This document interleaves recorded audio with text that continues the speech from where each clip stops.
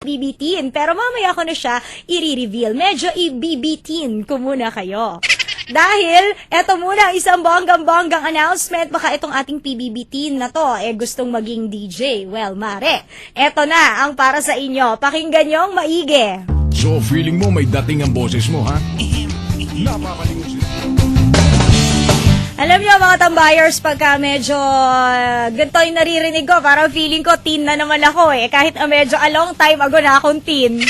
Oo, nakakaloka talaga. Malapit na po ang big night ng Pinoy Big Brother Teen Clash of 2010 at syempre, nag-drop by ang aking kumare na si Mareng Trisha Santos. Hi, Trisha!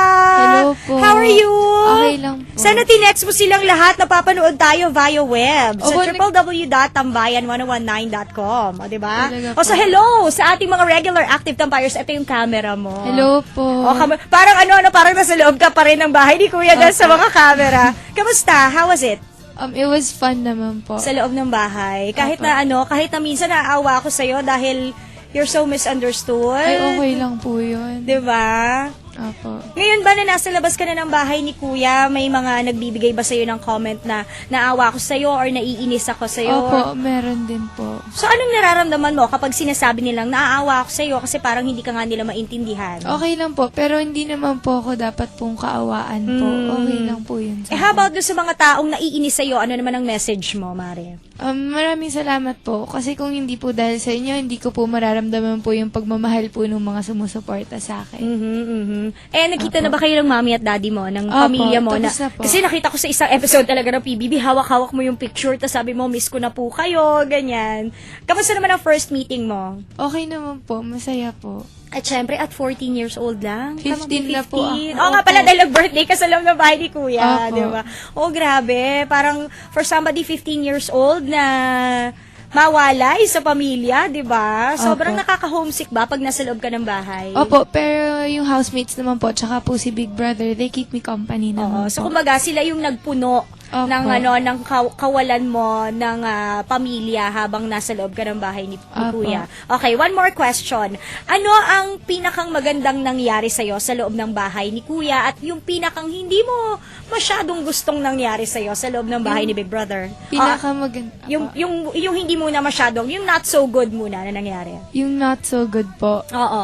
Siyempre po, yung paghihirap po, yung struggle po, yung birthday ko po, yung ganun. At syempre, hindi ka rin naman sanay sa sa medyo simple na life. Ay, okay lang po.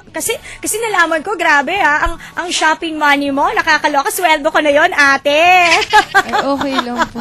Nakakaloka na, nawindang ako. Minsan, low naman Minsan, po. akala ko Okay. every week ang allowance Ay, mo. hindi Nako, po. pagka ganun, magpapaampun ako sa nanay at tatay mo, promise. So, okay, so yung not so good was the struggles. Like Opo. what? Like, nung birthday ko po, Aha. tapos yung medyo hindi po ako naintindihan, yun po, yung mga ganun. Tapos yung maganda naman po, yung everyday po, na meron po akong natututunan, tsaka nag improve po ako sa bahay po ni Kuya. Yun So po. ngayon, nasa labas ka ng bahay ni Kuya, anong balak mo? Mag-aaral po ako. Balik tayo sa studies? Hindi ba tayo mag-showbiz? Wala kang Kung balak? meron pong offers, Aha. gusto ko po sana. Pero kung wala, malaki na pong part sa akin yung nakasali po sa PBB. At na-expose ka ng bonggang-bongga sa loob ng Opo. bahay ni Kuya, hindi ba? For Opo. example, like showbiz, ano ba ang feel mong karirin? Acting, hosting, singing, dancing? Ano bang powers ni Trisha? Kahit ano pong ibigay po nila, talagang pagsisikapan ko po. Wow, all around ang level ng Mare ko, try lang po. Oo, sige. Pero Mare, napapansin ko kasi sa mga mata mo ngayon, you're a bit teary-eyed. Why? Ay, hindi po. Ganito po Ganyan talaga. talaga ang iyong eyes. Very, Opo. parang malungkot Opo. ang eyes. So, akala ko kasi naiiyak ka. Ay, hindi po. Ano naman ang message mo sa mga solid fanatics talaga ng PBB Teen Clash of 2010? Maraming salamat po sa pagsuporta po, hindi lang po sa akin, pati po sa mga housemates ko po.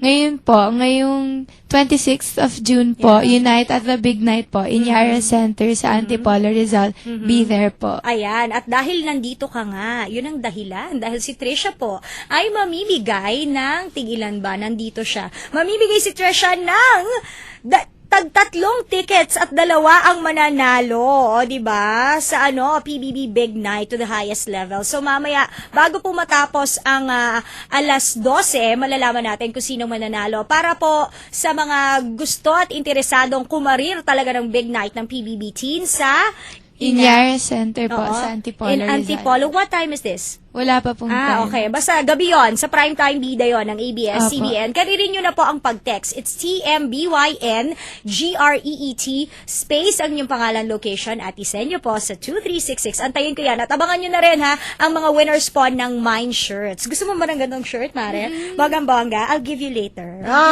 Parang friends na tayo talaga. Thank you for dropping by, Thank you Trisha. po. Sana magkita pa tayo ulit sa mga Opo. corridor sa ABS-CBN. Sana Diba? po. Malay mo, susunod may album ka na, babalik ka dito, interviewin kita ulit. O, Opo. di ba? Sana Okay. po. Thanks, Trisha. Thank you po. O, ngayon, dahil nandito ka na, naghahanap talaga kami ng DJ. Sabihin mo kung anong oras na. Ayan, the time is...